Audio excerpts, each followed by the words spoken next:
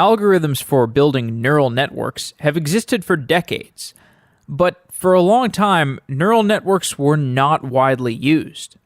Recent changes to the cost of compute and the size of data available have made these neural networks useful. Our smartphones generate terabytes of useful data. Lower storage costs make it economical to keep that data. Cloud computing democratized the ability to do large-scale machine learning across GPUs. Over the last few years, these trends have been driving widespread use of deep learning, in which neural nets with large series of layers are used to create powerful results in various fields of classification and prediction. Neural networks are a tool for making sense of unstructured data, text, images, sound waves, and videos. Unstructured data is data with high volume or high dimensionality. For example, an image has a huge collection of pixels, and each pixel has a color value. One way to think about image classification is that you're finding correlations between all those pixels. A certain cluster of pixels might represent an edge. After doing edge detection on pixels, you have a collection of edges. And then you can find correlations between those edges and decide where those edges abstract. And you build up higher and higher levels of abstraction. Yinyin Lu is a principal engineer and the head of data science at the Intel AI Products Group. She studies techniques for building neural networks. Each different configuration of a neural network for a given problem is called a topology. Engineers are always looking at new topologies for solving a deep learning application, such as natural language processing. In this episode, Yinyin describes what a deep learning topology is, and she describes topologies for natural language processing. We also talk about the opportunities and the bottlenecks in deep learning, including why the tools are so immature and what it will take to make the tooling better. Full disclosure, Yinyin works at Intel, and Intel is a sponsor of Software Engineering Daily.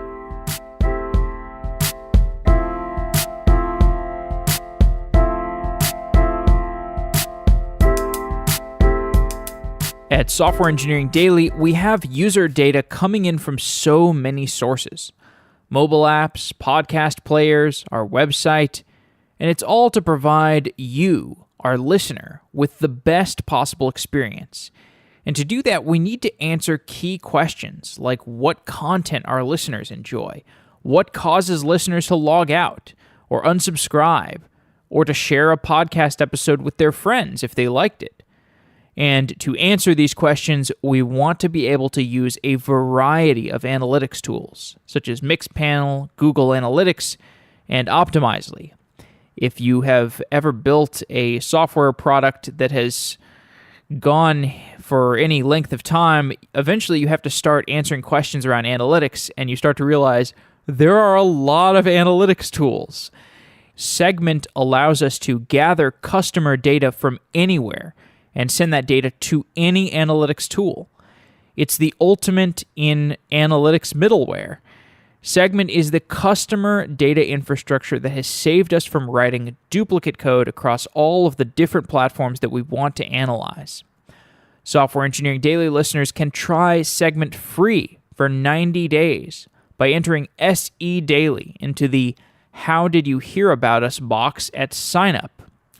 If you don't have much customer data to analyze, Segment also has a free developer edition.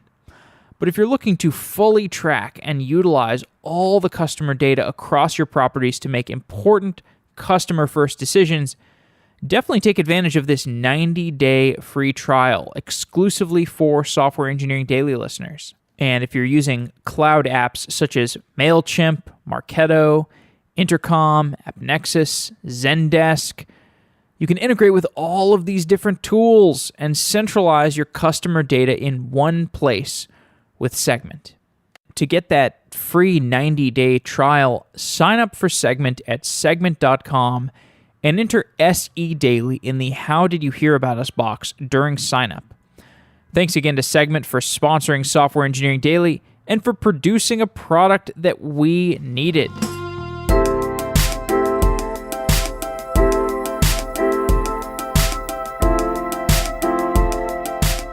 Yinyin Liu is a principal engineer and head of data science at the Intel AI Products Group.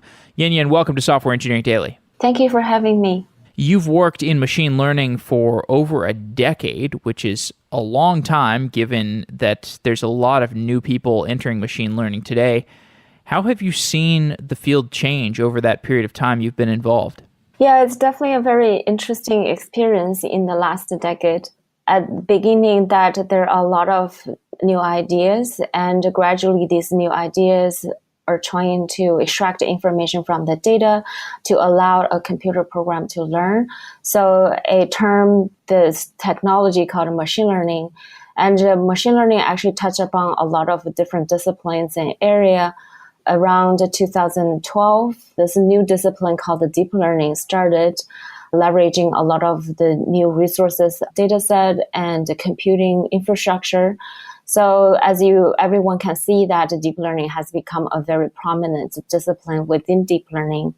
These days, researchers are having a lot of momentums and a lot of collaborations throughout the open source community and open research community, working on a lot of the deep learning problems all together to push the field forward. The deep learning techniques that people are using today were around a long time ago, but it seems like there were a number of prerequisites that actually needed to be built in order to make use of these techniques. And I think those prerequisites were you needed cheaper data storage, and you also needed people generating that amount of data. Now you've got smartphones and sensors and people doing internet searches. You've just got more engagement with the digital world that has produced all this data, and you've got places to store it thanks to cloud computing. You've got all these lower level processing primitives for doing high volume data science like Hadoop and Kafka and Spark. And from my perspective, it was those prerequisites that really allowed machine learning to take off. Would you say that is that consistent with your experience? Yeah, you're exactly right. Machine learning or deep learning sounds like a simple term, but it actually touches upon a lot of technologies and products or opportunities going into the enterprise use cases, the consumer use cases, all together make the current state of the field possible. A lot of the technology you just mentioned that really impact how a technology company really to provide the products or portfolio of products to support all kinds of deep learning and machine learning use cases. So coming from the data collections and gathering more resources for training data and testing data that touch upon a lot of products that how you really allow users to provide their input, how you gather resources from many different sensory inputs, and then the data storage, data transportation, and then eventually come to the compute side, even with the similar machine learning algorithms based on how that data pipeline is structured, then it plays a very different requirements how that product should handle the data and how to handle the compute. So really that in order to enable all these ideas and the technologies into something that can impact the daily usage, it requires a whole set of products and technologies. And we've certainly covered the software components of those in detail. You've spent some time in electrical engineering, and you work at Intel. Intel's core competency started in the electrical engineering side of things and has worked up the stack towards having competency in software as well. And how important is that knowledge of hardware when it comes to developing machine learning tools? Yeah, so earlier you also mentioned that nowadays machine learning and deep learning are possible because of the newer hardware support on this type of compute or workload. So definitely in order to make machine learning solution working or create some good analytics solutions that you need a very good compute, there are a variety of different hardware options available these days in the market for people to choose what type of hardware is more suitable for each one's individual use case. So then understanding that what hardware you have and what are the constraints you have definitely create a lot of insights for data scientists and or machine learning engineers to structure the setup in order to create such a solution. Working at Intel for myself, we're part of AI products group. The AI products, as I mentioned, it touches upon a whole portfolio of a different type of hardwares and softwares and many different other products. So working in a group that with all these different hardware activities and development going on that allow me, or the background in the hardware and electrical engineering allow me to talk to a hardware engineer more easily, even though I'm standing from the algorithm perspective or from the system perspective. I can pose the question or create the requirements or project on the future hardware trends and working with the hardware engineers very closely. Similarly, the background in software engineering provides a similar framework as well, so that being very familiar with all kinds of deep learning frameworks and the software allow me to quickly structure a certain data science models and create a certain solutions. But also, once I see different requirements that the current deep learning frameworks are not supporting, I will be working with the teams that are developing frameworks, softwares together to make the framework better to support newer and more interesting models. What are the operations that hardware needs to optimize for? Because I know that a lot of machine learning models boil down to processing large sets of matrix operations. So what needs to be optimized for at the hardware level?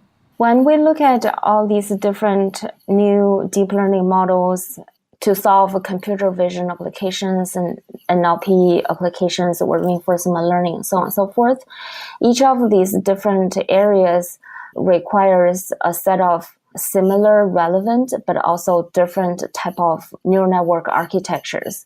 So these neural network architectures will boil down to lower level computing motifs. For example, in computer vision, convolution is a very commonly used computing component. Batch normalization is also another very commonly used computing components. And similarly, in NLP area, that we have recurrent neural networks or the newer ideas on temporal convolution neural networks. So, and then in robotics or reinforcement learning, there will be other computing motifs such as sampling algorithm. So all these different type of architectures boil down to a set of overlapping, but in some area different computing motifs. And for hardware to best support all these different type of applications or workload, we need to make sure that the hardware support these features not only from a functional perspective, but also from a performance perspective, so that when people use these hardwares, that they can get good accuracy, but also can do training quick enough and can also run a trained model in inference mode fast enough for their applications. I see. So you have been building tools for these different deep learning domains like robotics, NLP, computer vision, and you have to interface with all these different teams, different people at the software layer, at different, you probably have to interface with some mathematicians, certainly some hardware engineers. From your experience interfacing with all of these different people, what are the classes of problems that you think neural networks and deep learning are useful for? Is there a broad swath of problems that we're going to see advancements in? Yeah, sure. So first thing comes to our mind is that nowadays with typical deep learning algorithms is mostly about converting a problem into numerical representation and try to extract the features and compute output using these numerical representations or vector matrix representations of data, so that any type of data, as long as there is a good way to represent them numerically and to do these parallel type of compute, then it will help us to solve the problem. For example, in computer vision, the very natural way of representing image is through the pixel values.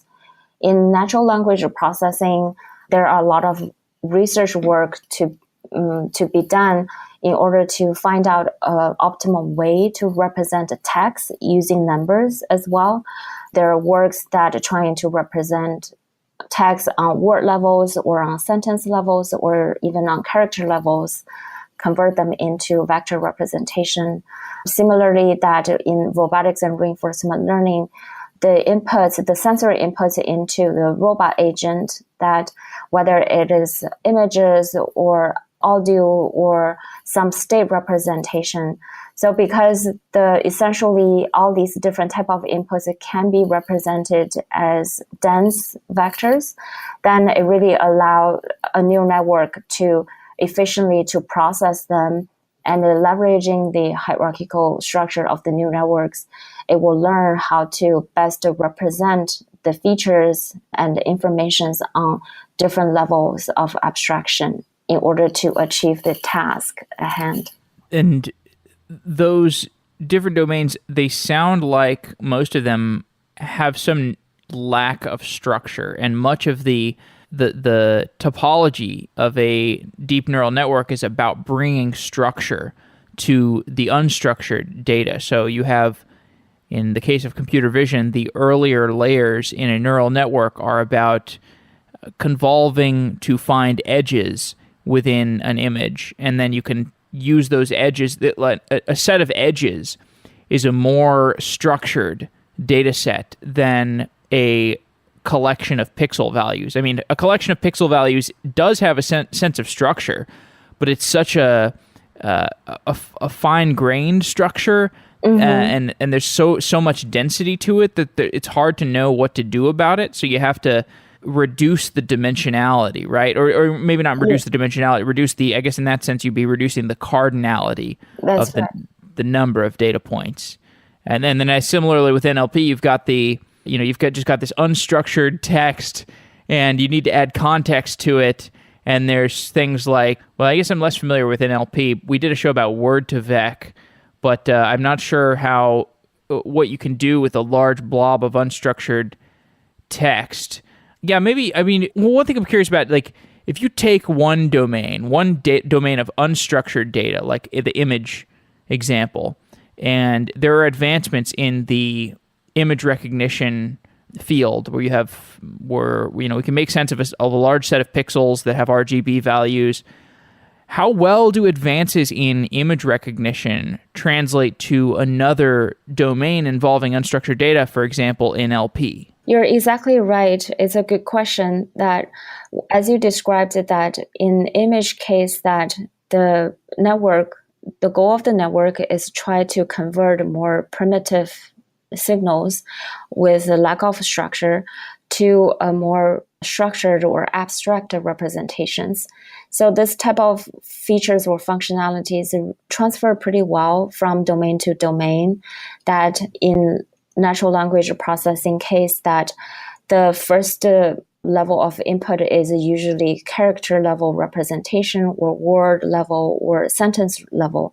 And then you can gradually build up that when you look at multiple characters or multiple words, what are some of the high level features that you can extract, and then gradually build up from group of words into group of sentences or group of paragraphs.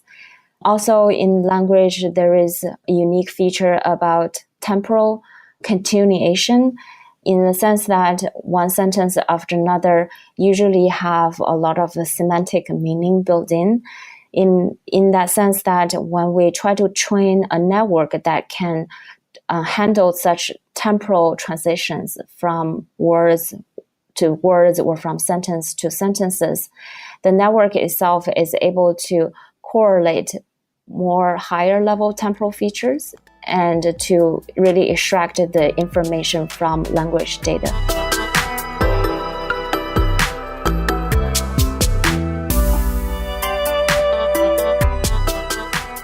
Azure Container Service simplifies the deployment, management, and operations of Kubernetes. Eliminate the complicated planning and deployment of fully orchestrated, containerized applications with Kubernetes. You can quickly provision clusters to be up and running in no time, while simplifying your monitoring and cluster management through auto upgrades and a built-in operations console. Avoid being locked into any one vendor or resource. You can continue to work with the tools that you already know, such as Helm, and move applications to any Kubernetes deployment. Integrate with your choice of container registry, including Azure Container Registry. Also, quickly and efficiently scale to maximize your resource utilization without having to take your applications offline. Isolate your application from infrastructure failures and transparently scale the underlying infrastructure to meet growing demands, all while increasing the security, reliability, and availability of critical business workloads with Azure.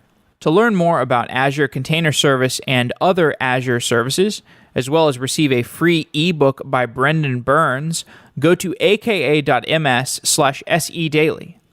Brendan Burns is the creator of Kubernetes, and his ebook is about some of the distributed systems design lessons that he has learned building Kubernetes.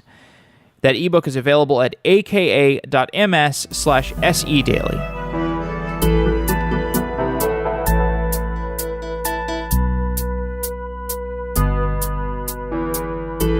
So like NLP and image recognition, these are two fields that have been studied deeply. And they've been studied so deeply that there are experts in, such as yourself, who have studied both things. And so you can draw on your expertise in NLP when you are doing something in image recognition.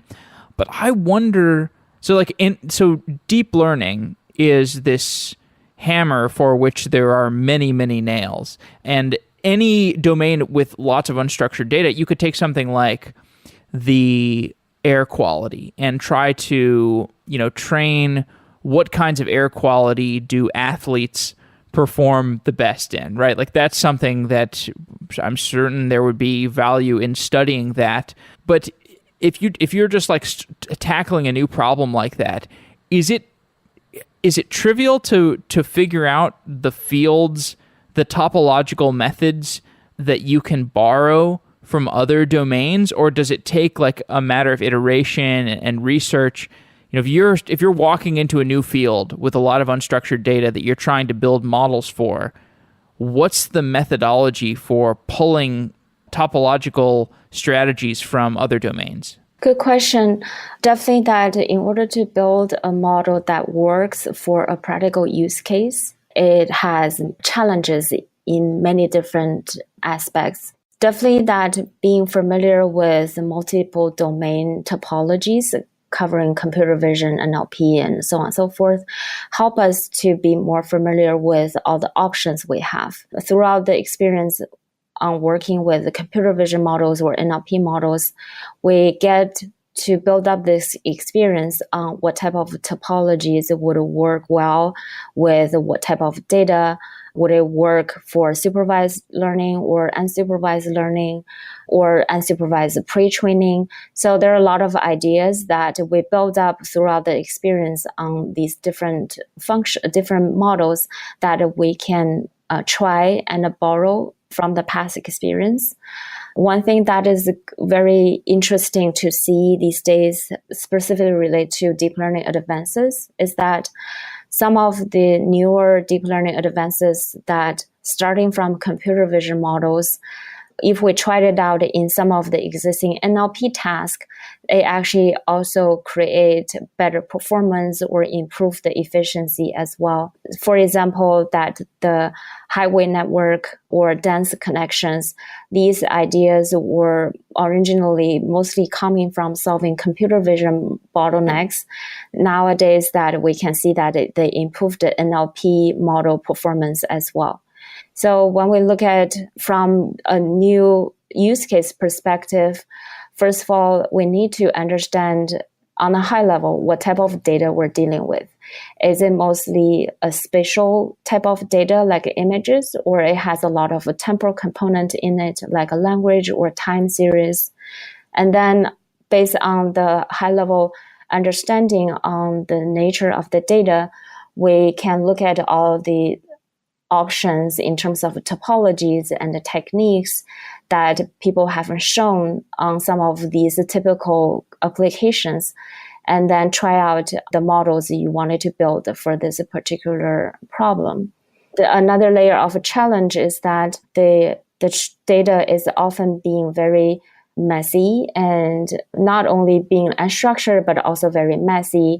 In order to construct the features that can go into the neural networks, it takes a lot of understanding about the domain and about the use case itself to see that what are the different sources of data that we can pull together in order to at least structure some features in order to feed into the neural networks. So in this type of experience, often that at Intel, that the data scientists and machine learning engineers are working with our partners and customers very closely. So we get access to a lot of domain knowledge as well in order to really understand how we can structure the data. And then based on our own experience to build the topology that works for the problem, and eventually try to build up a solution by using the right software choice and the right hardware choice. The topology is the different layers of the neural network and how data passes through those different layers and feeds updates back to the previous layers. Is that right? That's right. Okay. Why are there so many different, maybe this might sound naive, like, why do different neural networks have different topologies? Yeah, it's actually a pretty important question because as you said earlier, that a layer, the role of a particular layer in deep neural networks is to process the data from one level to the next level, but also take some error input based on the optimization on the top level, take that error input and to adjust the weights within its own layer. So this seemingly simple process, actually on a numerical perspective, it has a lot of challenges because sometimes if your network is very deep, then it's possible that the error signal you receive being back propagated through many other layers is losing the information that you can actually learn from you as one of the layer inside this deep neural networks. So a lot of the techniques and the deep learning advances are really developed to tackle challenges around this area. For example, ResNet was developed in order to better provide ways to understand whether a layer is needed or help the gradient or error information back propagate through the entire network. Similarly, highway network was constructed with a similar goal. Dense network was also created so that as a layer itself, not only it can receive input from its adjacent previous layer, but also it can receive input from several other previous layers. So that to make sure that if the adjacent layer doesn't do a good job to provide some input, there are other layers that provide additional input to help each of the layer to learn. So these are just the layer topology perspective. Besides the topologies, then there are other techniques in terms of designing the optimization techniques to also improve the learning capabilities of each individual layers. So then topology itself not only dealing with the learning perspective, but also need to deal with what is the best structure to deal with the data itself. So when we deal with the spatial data versus temporal data, that it replaces different requirements, what the layer should be doing. For example, in recurrent neural networks, the gradient or error message challenge we talked about earlier in image case actually become more prominent because every layer itself is going through this time unrolling process. So imagine this layer not only need to receive input and send out output, but within itself needs to unroll iterations for example, 50 or 100 steps to really ingest this time series or this language data. In the process of doing this unrolling, it definitely plays additional challenge because your original input may get lost through the unrolling process. And similarly, in the backpropagation process, that the error message that you need to learn from may also get lost throughout the process. So that's why that there are many different topologies and techniques are designed in the past few years and even very actively these days try to make the network to learn better and in a more robust way. I want to dive into a specific use case for people to understand how you think about deep learning. And the use case that I want to talk about is object detection. So deep learning topics are always hard to discuss on a podcast, and I think I'm gradually getting better at overseeing discussions of them, but we'll go as deep as we can. So let's start with an explanation of what object detection is, because this is a subtopic of image recognition tasks. So explain, so there's object classification and there's also object detection. What are the differences between these two problem sets? For object classification, the goal is to predict the category, the overall class or category of the image. Then, for example, a network will take an image as input and the output will be just a label saying it's cat or dog or it's a house. For object detection, or sometimes called object localization, it will take the input, the image as an input to the network. The output of the network has two different type of output. One is a group of bounding boxes the network finds from this input image, and associated with each of the bounding box, the network will provide a label. As you can see that combining the bounding boxes with the label, that the network is able to tell very precisely that in this current image, there will be a cat at certain location and there will be a car at a different location. So you're trying to detect where in an image an object is, as opposed to just the binary, is this a cat? You're trying to find exactly where in the image the cat is. That's exactly right. I think an object detection model is good to run through because it explains the importance of pre-trained layers. So image recognition neural networks can have these pre-trained layers. Explain what a pre-trained layer is. For a topology that originally used for image classification, many of the layers have been trained on a big data set, for example, ImageNet, that consists of 1,000 classes and 1 million images. So throughout such a training process, these layers have been optimized to represent the features on different levels.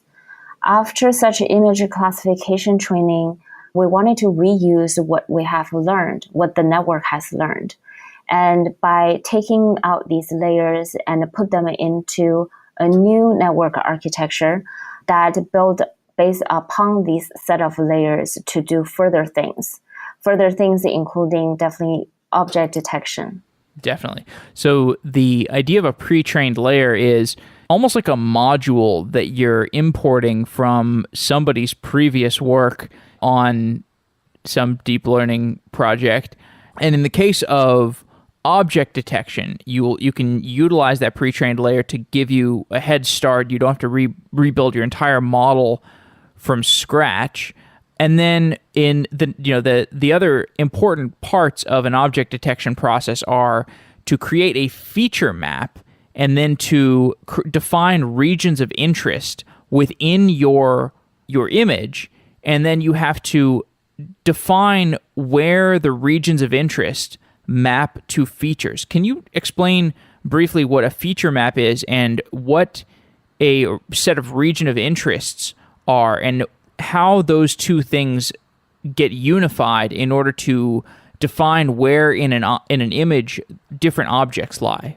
Sure. For a feature map, that as you can consider that a network with several layers, which are good at extracting image features at different levels of abstraction. At the beginning, that it will be more extracting edges or small features, and gradually you started building up higher level features. So at a certain point in the network, that a layer of neurons take the input and create certain reactions or activations to this set of input. Then that output activations is usually considered as a feature map. So such a feature map that represent many different interesting information. So for example, if the neuron inside such deep networks is learned to detect a certain high-level features, such as detecting an eye or a part of a car, then it really shows that now with this current input image, whether such a feature exists inside your input image. With the feature map, it also shows that where in the image has interesting features, such as if you have a lot of high frequency features with a lot of textures, or with a change of background, or with a certain contour of a certain object. All these things will trigger the layers to react in a very different way. To train a network to detect a region of interest is using the similar idea that a region of interest is often defined as an area with a certain object in it, or you can consider with a certain background, and part of that image, part of that object is more distinct from the background itself. So with such distinct features, it can trigger the network to react in a way that this area is a region of interest by telling the network which part of the feature map is more active. So looking at the more active part of the feature map, then it gives us this region of interest. Then in an object detection network, there could be one type of the object detection network is using an operation called ROI pooling. So it pulls features from region of interest, ROI, into a small map, and now do the image classification only within the ROI itself to do the object classification. So as you can see that it does this object detection in two steps, to detect the ROI first, and then to detect the class within the ROI. Mm-hmm. Definitely. So I'm glad we ran through the object detection example, because I think it's a tangible example. People can understand images, they can imagine images, and certainly anybody that's working on object detection will find it useful to have that explained by you. And I want to talk about NLP a bit now. So you've been spending a lot of time in NLP. How does the field of NLP and the topologies of NLP compare to the object detection topology that you just described? Yes. So for NLP models, that one distinct factor is about handling temporal data, so that it will definitely borrow ideas from image classification topologies, but also incorporate the factors that the network itself needs to know how to handle the temporal features itself. So I think some ideas that really borrowed from the image domain is things like skip connections and dense connections. Then it helped the network to really create better ways of backpropagating the error signals for the network to learn. Other than that, I think in general, convolution networks is a common topology used for image domain and for NLP, that there are a lot of empirical results to show that convolution layer itself can be directly applicable to NLP task and create a very compelling accuracy results as well.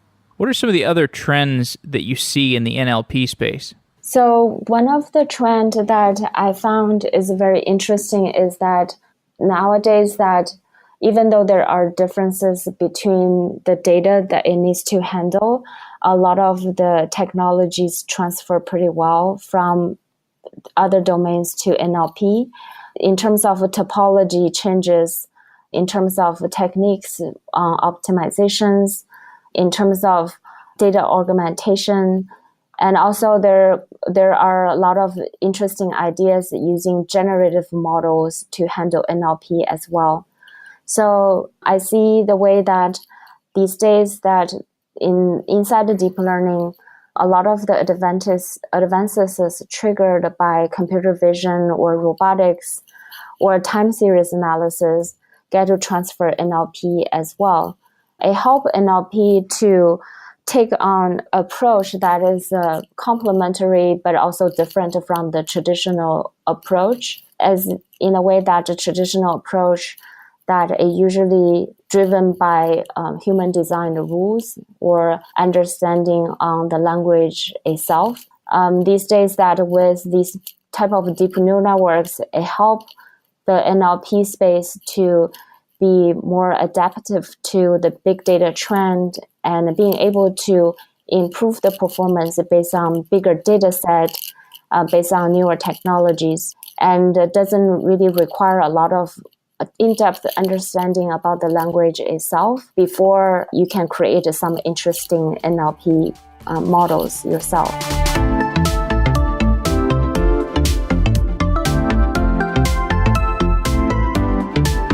LiveRamp is one of the fastest growing companies in data connectivity in the Bay Area, and they're looking for senior level talent to join their team. LiveRamp helps the world's largest brands activate their data to improve customer interactions on any channel or device. The infrastructure is at a tremendous scale, a 500 billion node identity graph generated from over 1,000 data sources, running a 85 petabyte Hadoop cluster, and application servers that process over 20 billion HTTP requests per day.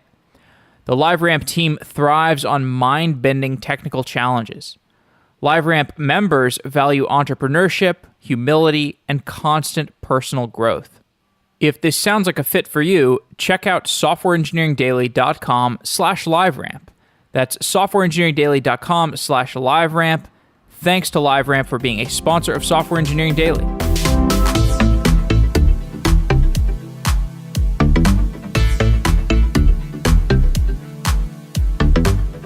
There's lots of enterprises that have tons of documents and various text formats that they would want to have NLP processing done on. What are some of the low-hanging fruit, the use cases that enterprises can apply NLP to and get significant value?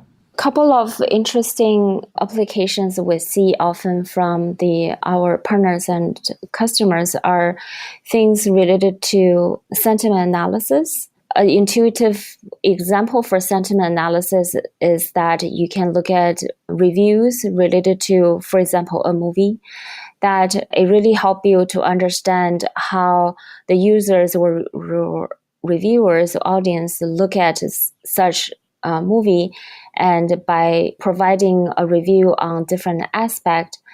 And such a sentiment analysis is not only useful for movie reviews, but also is directly related to how you can understand your product adoption, how people react to different aspects of your product.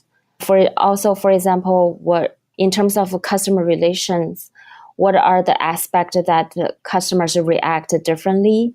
In terms of root cause analysis, then you can see that what are the aspects that usually triggers positive feedback or negative feedback. So one particular application, such as sentiment analysis, can actually bring many different business insights and related to the business models or the product a particular enterprise user is building, then they can use these applications in several different ways. Another prominent use case is document similarity search. Often that an enterprise user has a large collection of documents to manage, to extract insights and knowledge from.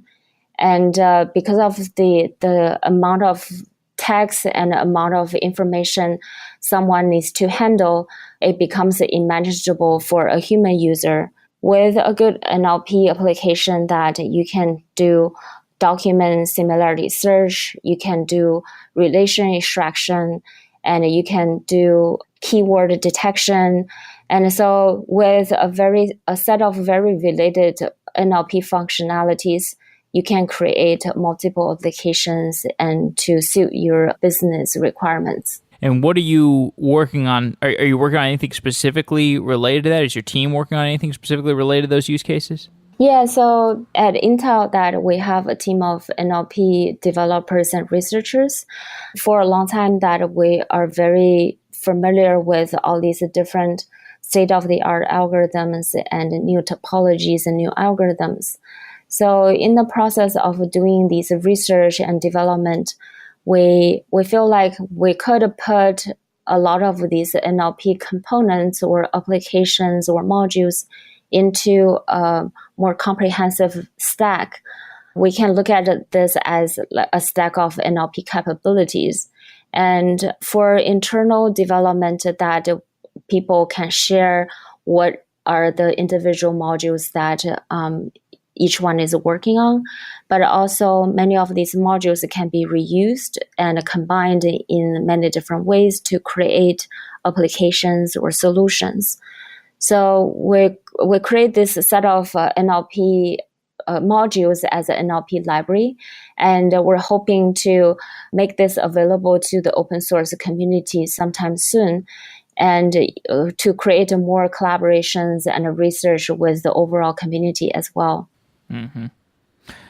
To zoom out, I want to talk about more developer-oriented subjects. So, for example, the tooling around deep learning. Today it feels like it's insufficient. It's like if I want to stand up a web application, I can use Ruby on Rails and it's not very hard. But if I want to build a deep learning model for something, it's still quite difficult. There's a lot of domain-specific knowledge I need to know. I need to know about deep learning topologies. When is the tooling going to get better? Or is it going to get better, or is it always going to be this hard? Well, deep learning is a fast evolving field. So it's exciting on one hand for researchers, but also very challenging for developers who are building tools. Because as soon as you provide a very good support, a set of functionalities or components, then there are new ideas and new topologies that your tool may not support.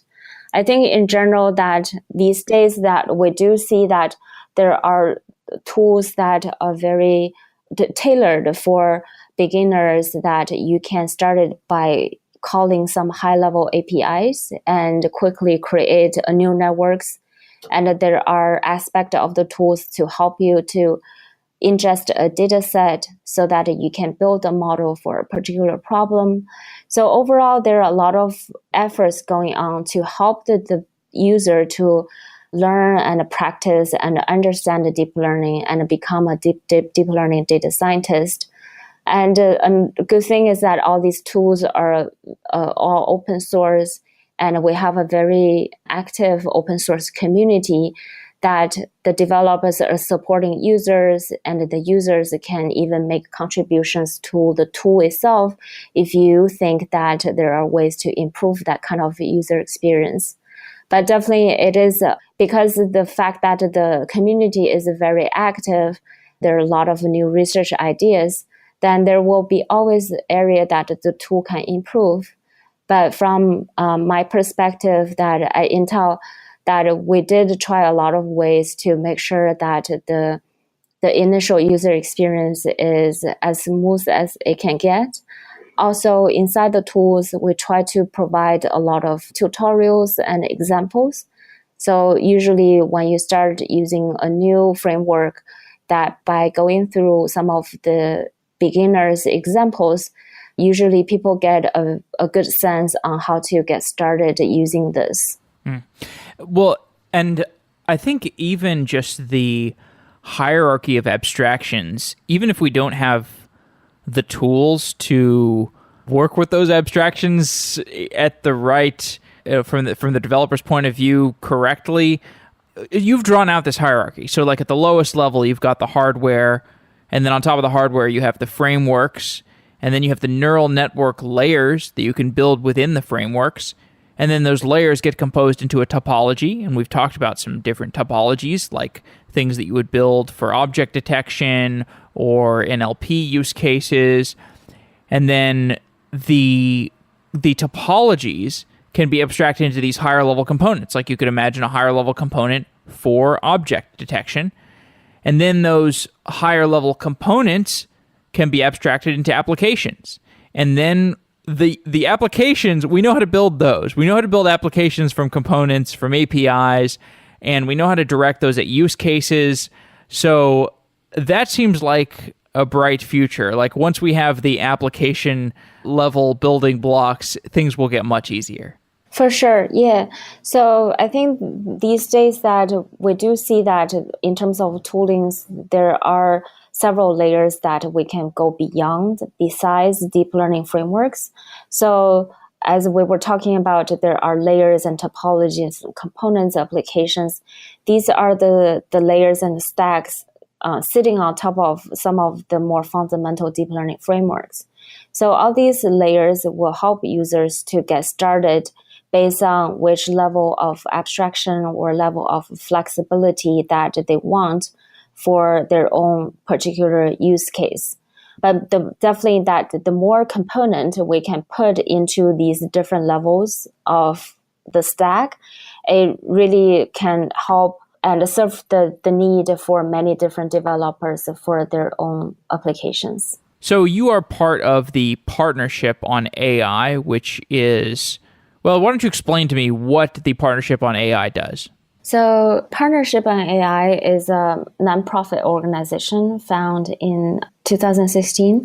So the organization is established to study and formulate some best practices, AI technologies, and help the public understanding of AI advances.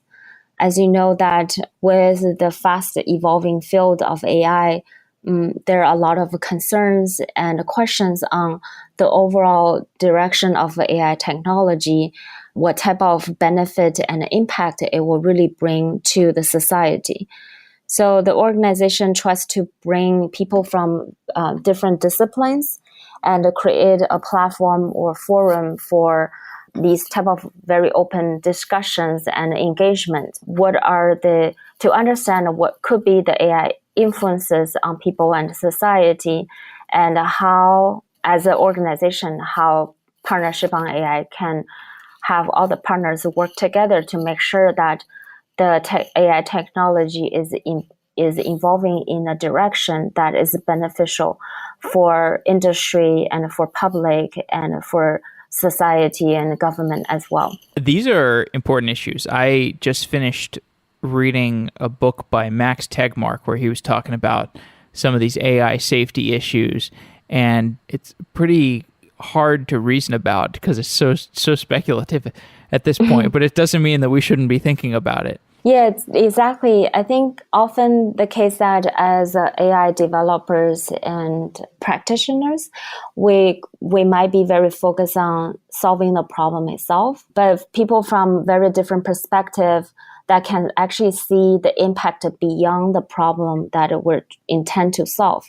So understanding what could be the potential impact going into the society and people, and try to make sure that the technology is building in a way that is really beneficial for short-term and long-term impact.